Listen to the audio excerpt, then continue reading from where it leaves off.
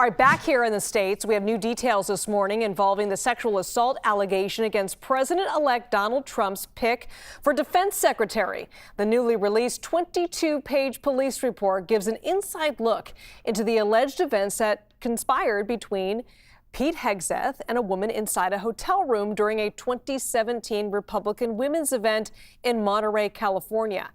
Now, according to that report, the woman, referred to as Jane Doe, said she believes something was slipped in her drink. She also recalled saying no a lot while in a hotel room with Hegseth, and that he stopped her from leaving that room. Now, Hegseth also spoke to police, saying that he was buzzed but not intoxicated. He says the encounter was consensual.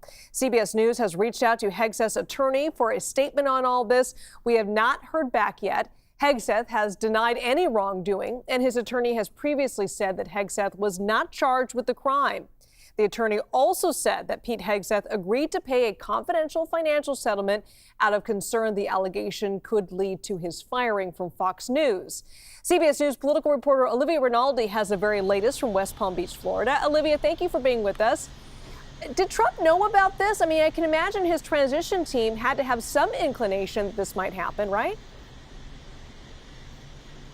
Well, that's the question we have been asking them. What did they know about this allegation and the subsequent investigation that happened in 2017? And did they know about it when Trump made the announcement that Pete Hegseth would be his choice for Secretary of Defense? We have asked them that, and they've sent back a statement that said, in response to the report that we learned, that this report corroborates what Mr. Hegseth's attorneys have said all along, that the allegations were investigated and no charges were filed because police found the allegations to be false. That was from Caroline Leavitt, the Trump transition spokesperson. But I do want to point out that police at the time recommended that the case be forwarded to the Monterey County District Attorney's Office for review back in 2017 when this had happened.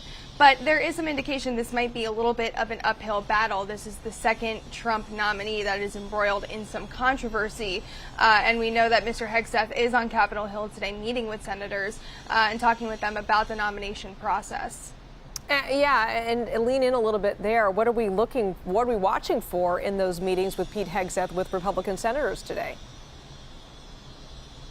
Well, we're starting to get some early readouts from Senator Barrasso, Senator Blackburn, people who have met with him who are in the Republican camp, who said great things about the meeting and said that he represents the America First agenda and the America First movement. But I do want to point out that those are Trump faithful. Those are Trump loyalists who are likely to support most, if not all, of Trump's cabinet nominees that he has put forth. We need to be watching out for Susan Collins of Maine, Senator Murkowski from Alaska, people who have been critical of Trump in the past and whether or not they will vote to approve his cabinet secretaries, including Gates and Hegseth, and they have a very slim majority right now in the Senate. So they really can't afford to lose any votes. It might come down to Senator Vance, Vice President-elect Vance, who would be presiding over the Senate, to be a tie-breaking vote. That's not a scenario I imagine they want themselves to be in. They want it to be a resounding yes for his cabinet secretary. So we're watching very closely how all of these meetings with him are going down. And Olivia, we have another Trump cabinet nominee speaking out. Tom Homan, tapped to oversee border control, saying the Trump administration will use gifted Texas land for a deportation program. Can you walk us through what that means? Yeah, well, Tom Homan is Trump's incoming border czar. That's a new title for him. He was part of the first Trump administration with DHS and ICE and helping with deportations.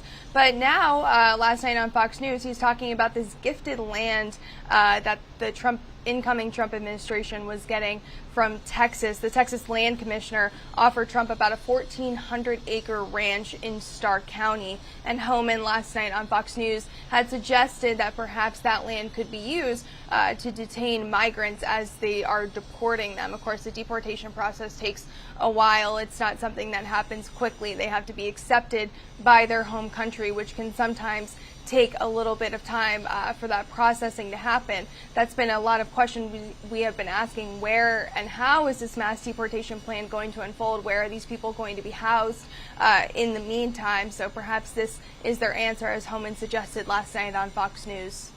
All right, Olivia Rinaldi, thank you so much.